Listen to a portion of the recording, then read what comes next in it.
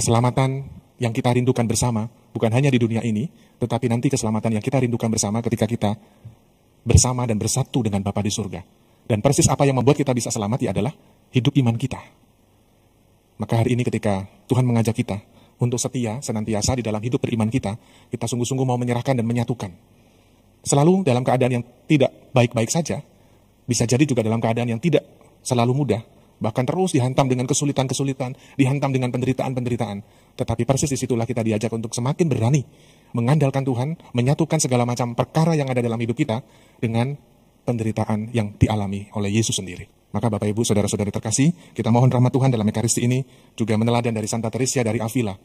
Dalam perjalanan hidup rohaninya pun mengalami jatuh bangun, dan kita pun juga mengalami itu. Tetapi kita diajak dan dituntun oleh Roh Kudus untuk hari demi hari semakin setia di dalam iman kita kepada Yesus, dan itulah yang menyelamatkan hidup kita. Mari hamba masuklah ke tempat bahagia. Dalam nama Bapa dan Putra dan Roh Kudus. Amin. Rahmat Tuhan kita Yesus Kristus, cinta kasih Allah dan persekutuan Roh Kudus bersamamu. Dan bersama rohmu. Frater, suster, ibu bapak, saudara-saudari, teman-teman muda, serta anak-anak yang dikasihi Tuhan. Selamat pagi semuanya. Selamat pagi Romo. Kita bersama-sama dalam Ekaristi pagi ini. Gereja memperingati Santa Teresia dari Avila, seorang perawan dan pujangga gereja. Biara sering disebut-sebut sebagai tempat ketenangan dan peristirahatan, tetapi itu tidak berarti bahwa segalanya berjalan serba lancar dan tenang. Bahwa perubahan-perubahan keadaan hanya lalu saja di situ. Penyesuaian dan penyegaran selalu diperlukan juga. Santa Teresia dari Avila, seorang biarawati Karmel, tahu bahwa Karmel memerlukan pembaharuan. Mula-mula ada yang menentang, sampai diketahui bahwa bukan nafsu pembaharuan, melainkan rasa religius mendalamlah yang menjadi alasannya. Pun pula suatu keprihatinan akan hidup bersama. Berkat tulisan-tulisan rohani yang mengungkapkan pengalaman religiusnya, ia adalah wanita pertama yang mendapat gelar pujangga gereja.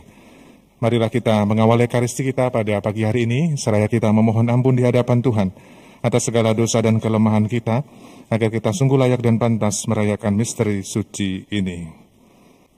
Saya mengaku kepada Allah yang Maha Kuasa dan kepada saudara sekalian, bahwa saya telah berdosa dengan pikiran dan perkataan, dengan perbuatan dan kelalaian. Saya berdosa, saya sungguh berdosa. Oleh sebab itu saya mohon kepada Santa Perawan Maria, pada para malaikat dan orang kudus, dan kepada saudara sekalian, supaya mendoakan saya pada Allah Tuhan kita. Semoga Allah yang Maha Kuasa mengasihani kita, mengampuni dosa kita, dan menghantar kita ke hidup yang kekal. Amin. Tuhan kasihanilah kami. Tuhan kasihanilah kami. Kristus kasihanilah kami. Kristus kasihanilah kami. Tuhan kasihanilah kami. Tuhan kasihanilah kami. Marilah berdoa. Allah Bapa yang bersemayam di istana mulia, atas dorongan Roh Kudus Santa Teresia dari Avila, telah menunjukkan kepada umat-Mu jalan menuju kesempurnaan. Semoga budi kami selalu dibimbing oleh ajarannya, dan hati kami dikobarkan oleh keinginan akan kesucian.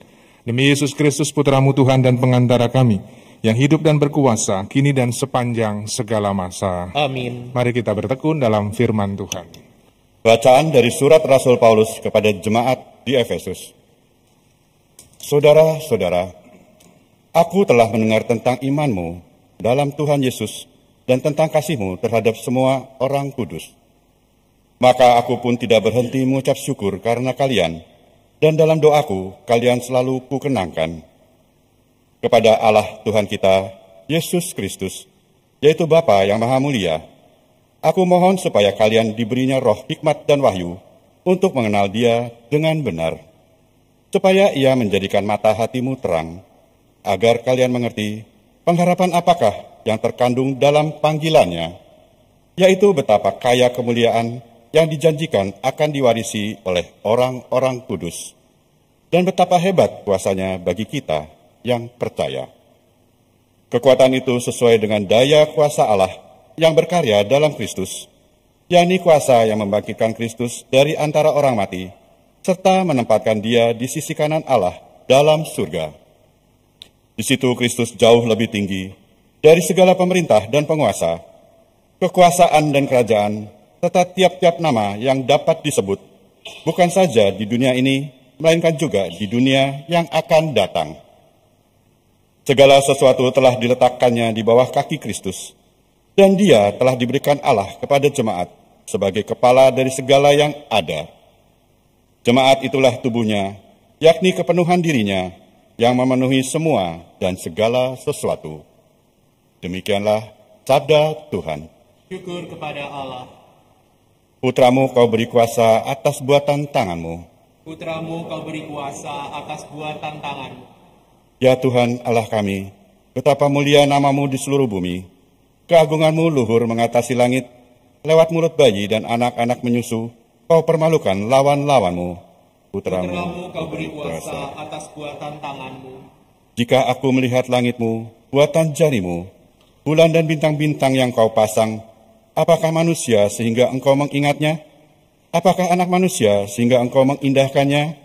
Putramu kau beri kuasa atas buatan tanganmu.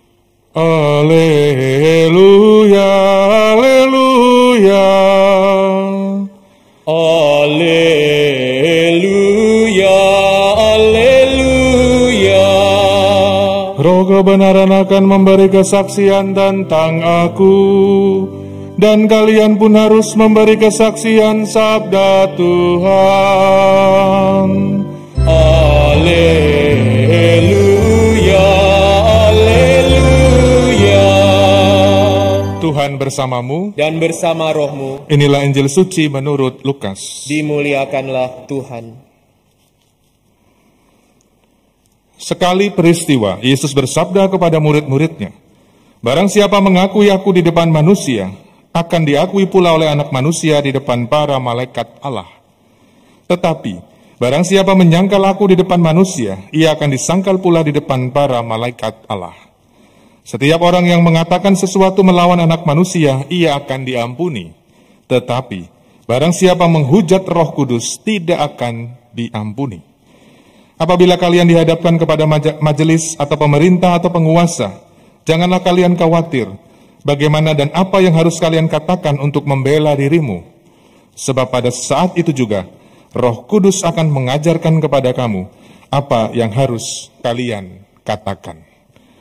Demikianlah sabda Tuhan. Terpujilah Kristus. Ibu, bapak, saudari, dan saudaraku yang dikasihi Tuhan,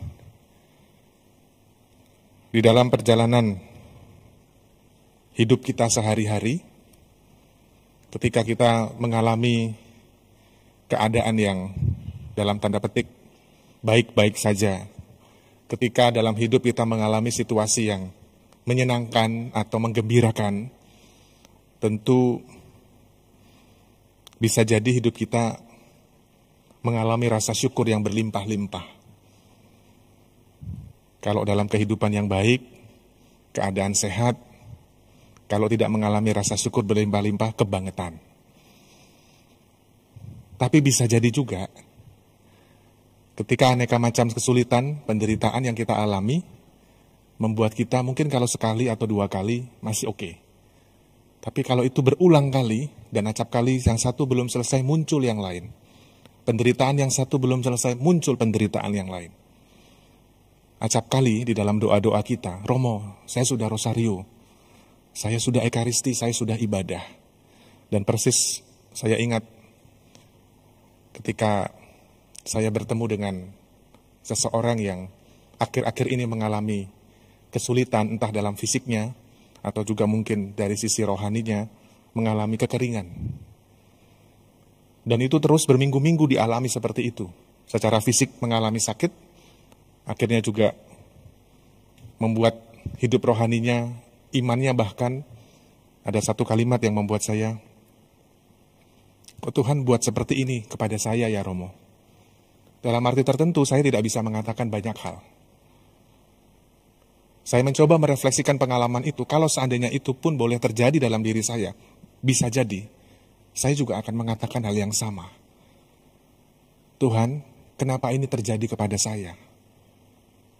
Kita manusia tidak menginginkan yang namanya penyakit, penderitaan, dan lain sebagainya yang membuat kita merasa terpuruk, membuat kita merasa hidup kok begini-begini amat.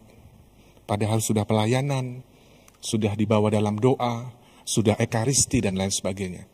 Acap kali ini yang melingkupi, yang ada di sekitar kita, dan bahkan mungkin bisa jadi kita mengalami hal yang sama.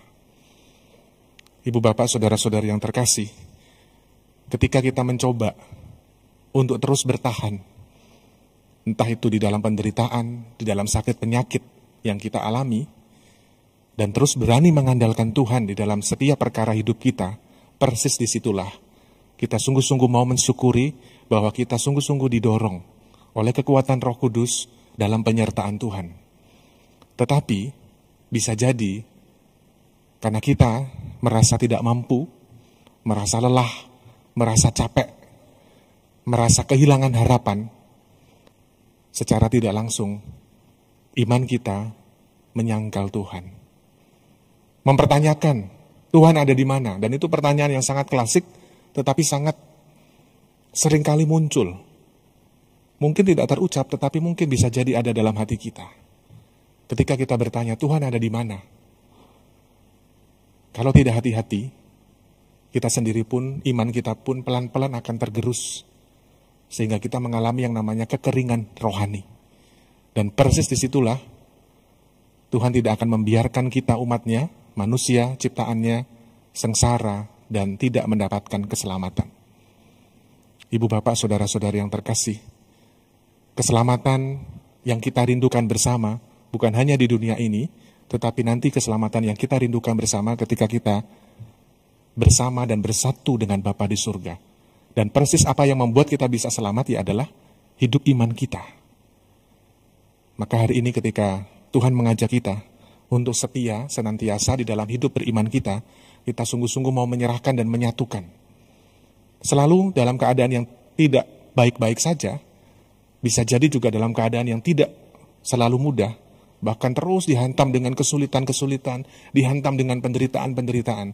Tetapi persis disitulah kita diajak untuk semakin berani mengandalkan Tuhan, menyatukan segala macam perkara yang ada dalam hidup kita dengan penderitaan yang dialami oleh Yesus sendiri.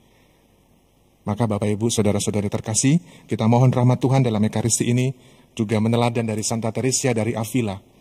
Dalam perjalanan hidup rohaninya pun mengalami jatuh bangun, dan kita pun juga mengalami itu.